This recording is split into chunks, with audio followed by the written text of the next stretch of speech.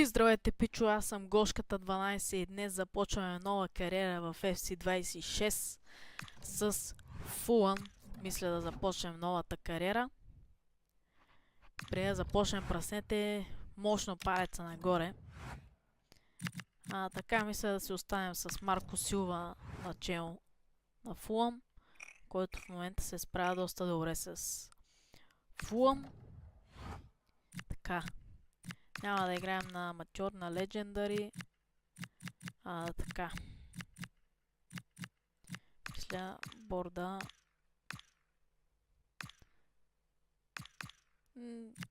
Стрикт ще го оставим да е по-интересно. Инстант да е намирането на играчи. Или също ще го оставя да no sucking. Така няма как да ме уволняват. Ще оставим 3 минути на юношите мачовете. Рестарт само ще махна тук, защото няма връщане назад. Динамик предпочитам аз. Тоест ето така. Seniors, Youth по-бързо да се развиват.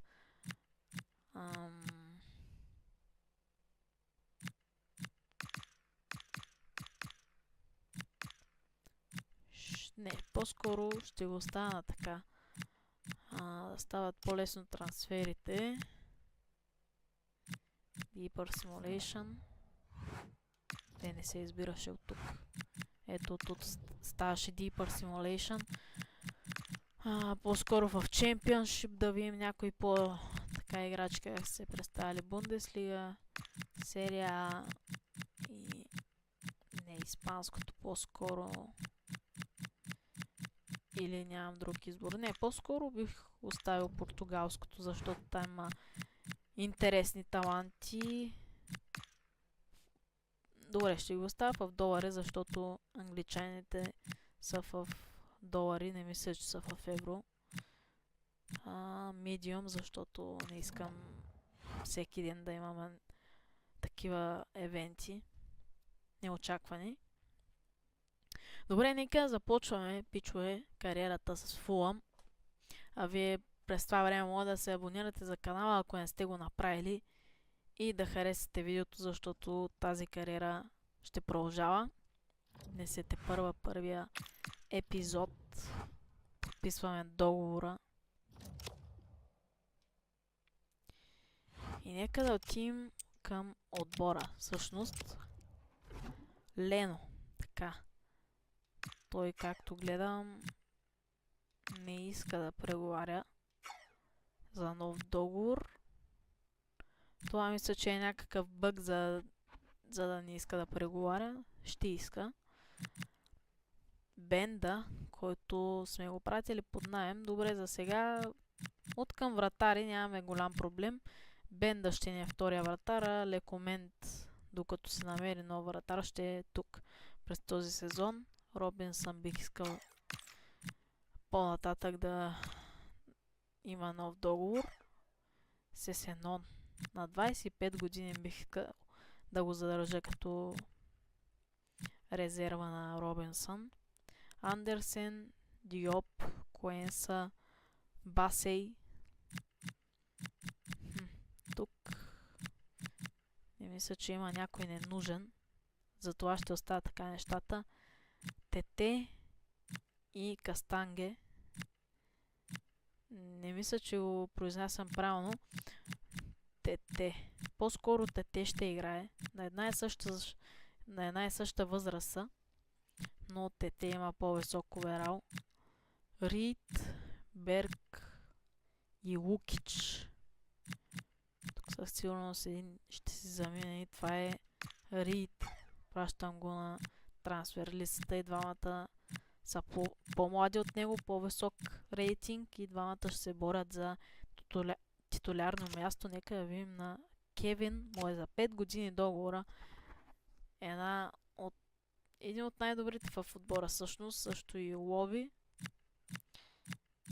Двамата са доста добри. Карней, който е доста старичък вече. Джош Кинг Ето това е едно момче, което има много талант. Блокирам офертите веднага за него. Не искам никой да се докосва до него. Смит Роу. Адама Траоре. Тъй ще можем да... На 29 години само Адама. Хари Уилсън. О, Чуко Уезе. Самуел. Той е доста добър, така че ще продам някой от тези двамата, за да може да си позволим евентуално да го купим от Милан. Малко като видя колко пари разполагаме. Аз мисля тук да запазя, по-скоро да пратим Раул Хименес на трансферната листа, защото Мунис е по-млад, има повече потенциал. И Хименес е пред пенсиониране, така като го гледам, и имаме още един младок, 17 годишен само. Тук се чуя дали Адама Траоре да го пратя на трансферната листа. Хари Уилсън е много добър от скамейката, така че за сега бих искал да го оставя. И бих пратил по-скоро под наем Адама Траоре. Нека всъщност да сформираме един състав. Да, Кинг ще е титуляр. Мунис централен. Чукваймезе тук. И това по-скоро ще ни е отбора. Робинсън ще е там. Да, мисля това да ни е отбора.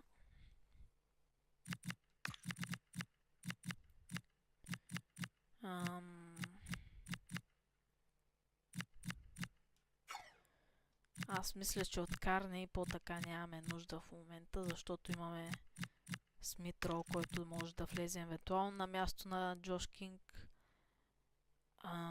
Също и Кевин имаме тук, който евентуално може да играе, но по-скоро ще го ползваме в ляво. По-скоро бих взел някой заместник на Карней, защото нямаме нужда от него в момента. Секунда. Ето така. Да, някой друг CDM бих взел, така че Карней ще го пратим на трансфер листата.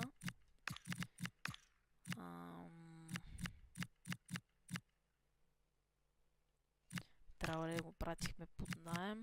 Ето този младок ще го сложим на скамейката.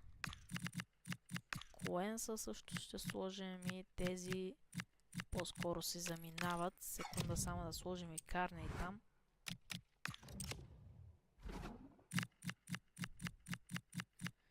Ето го Карней.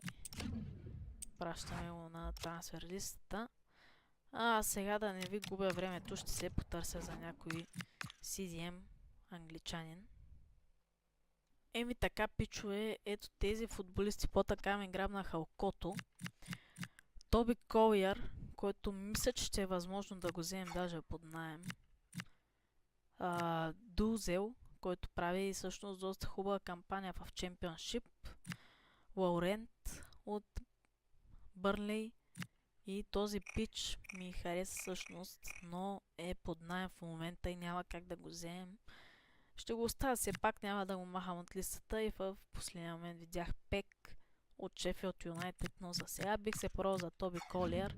И така, пичове, имах проблем с играта. Крашна просто, но какво се случи? Ето, отказаха за Тоби Колиър. Това беше от краша на играта просто. За Дозел бих се опитал направо да го взема. Камо ли, че е 5 години по стар, така, ако мога да кажа, от Тоби Колиър. Чудя се дали да изчакам за Тоби Колиър, да го взема за 1 година.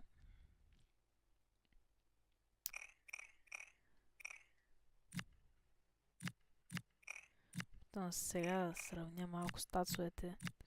Двамата и ми харесват повече като че ли на Дозел статсовете.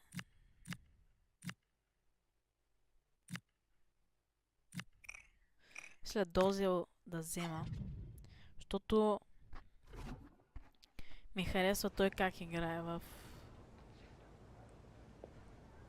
Championship. Един от малкото играчи, които аз следя в Championship. Заедно... Не, щях да кажа Илия Гуреев.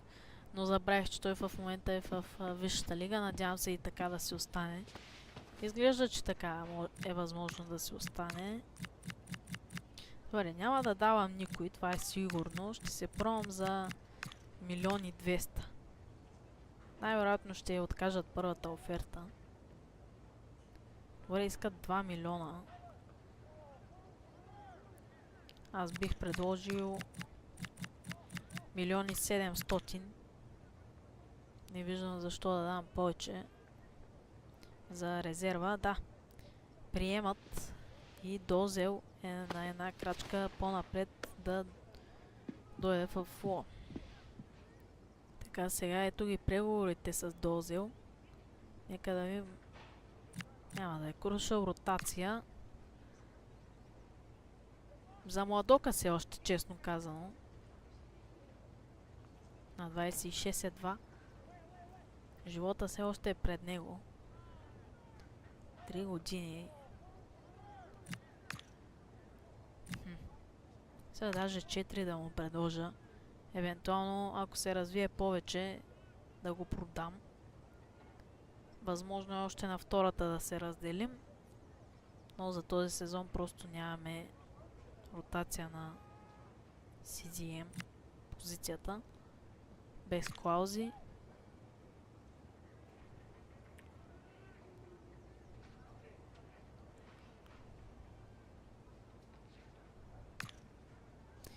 И заплата мисля да му предложа от 9000. Да му смалим с $1000.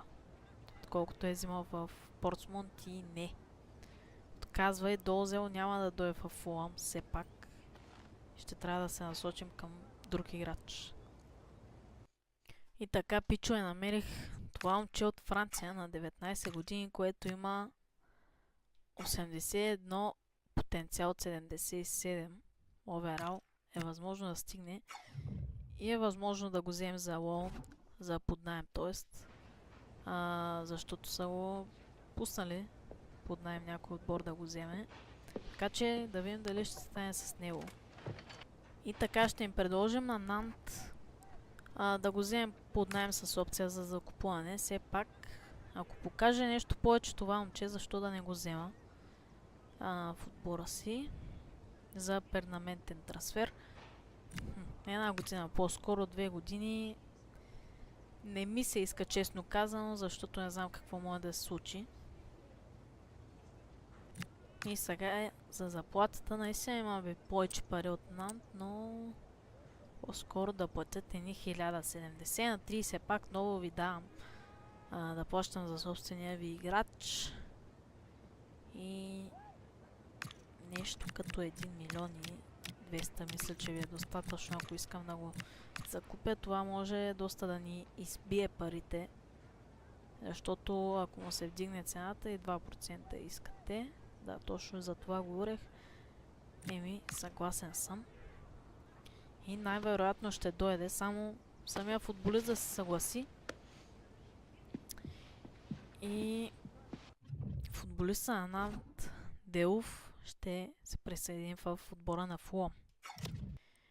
Вече можем да кажем, че официален трансфера на CDM от Франция, Делов, Младока, идва да ни подсили редиците, по-скоро резервната скамейка да подсили. Само на 19 години, да не забравяме, идва под наем. За една година да видим какво ще направи. Това може би ще е единствения ни трансфер. Освен ако не дойде така изненадваща оферта, дали за Илоби, дали за Кевин. Не се знае, за 12 месеца. Ето. Идва Младока. Ще го сложим на резервната скамейка, по-скоро на място на Коенса. На Кастанте по-скоро на място. И чакаме вече оферти за нашите играчи. Приятели, ето е първата оферта за Керни от Борнемо. Веднага приемам, не искам даже да се циганя за повече. За 200 000 отгоре не ми трябва, просто искам да се разкара, защото е на 34 години, не мисля, че ще имам някоя по-добра оферта, която да получа за него. Рид. На 30 години. В отбор, който е вероятно за изпадане. Ще се бори за изпадане. Така че го пращаме и него там за 2 милиона и 500. И така Керни си тръгва от Фулъм. Благодарим за всичко, което е правил за клуба, но е време вече да се тръгва. 2 милиона и 300 ли колко? Нещо като автобус ме се чува. Най-вероятно го чакат. Штуан деца. Да видим каква оценка ни дават. Едва ли... Ще да кажа, едва ли е отлична. Точно отличен 6 ни дават, така че добре е. О, ето тук идват парите на Саудитска Арабия. Така че ще искам повече пари, поне едни 7 милиона, ако мога да изкарам от 34 годишен Хименес. Ще е хубаво.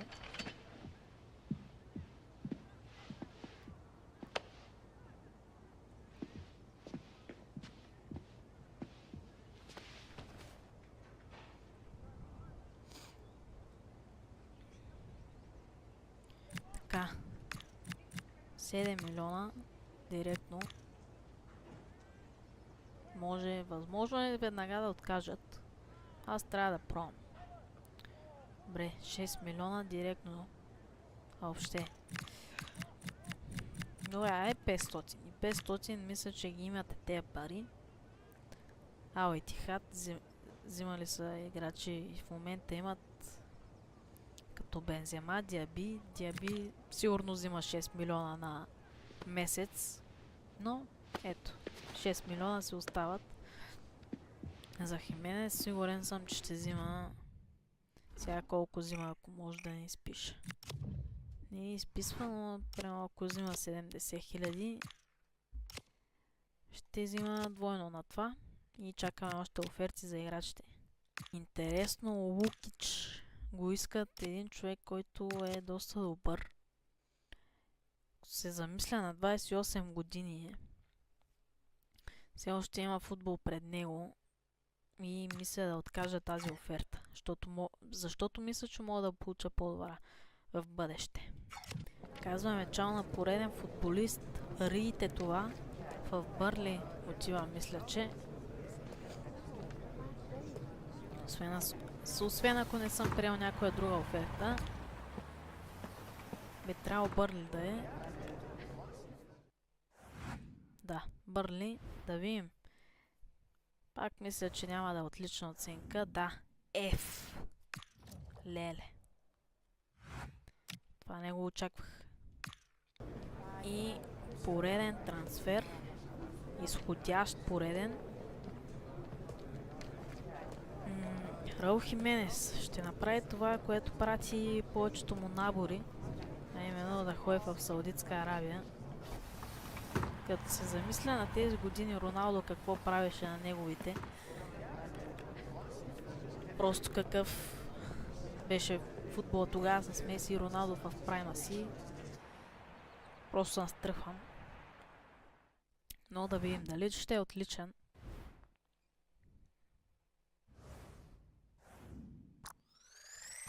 Отличен 6, да. Ние сме били точно на 6 милиона. Еми, пичове, мисля това да е от днескашното видео. Ето и трансферите, които направихме. Може да предлагате в коментарите кой да взема друг. Къде да се подсилим, къде мислите, че трябва да се подсилим. Сега ще ви покажа отбора. Ето, изкарахме около 10 милиона и взехме под наем този играч. Делов, който е младок, да се развива тук при нас за една година. Ето го всъщност състава, където мисля да не пипам нищо. В резервите също не мисля да се пипа нещо. Пуснах за под наем Траоре, едва ли някой ще дойде да го вземе точно под наем. Но предлагайте в коментарите какво да променя. Ето пак ви поканам състава. Аз бях Гошката 12. Благодаря, че гледахте. Моля да се абонирате за канала и да праснете един хубав лайк на това видео. Ще съм ви много благодарен. И да, за нови епизоди харесайте. Благодаря, че гледахте. Чао и до следващия път.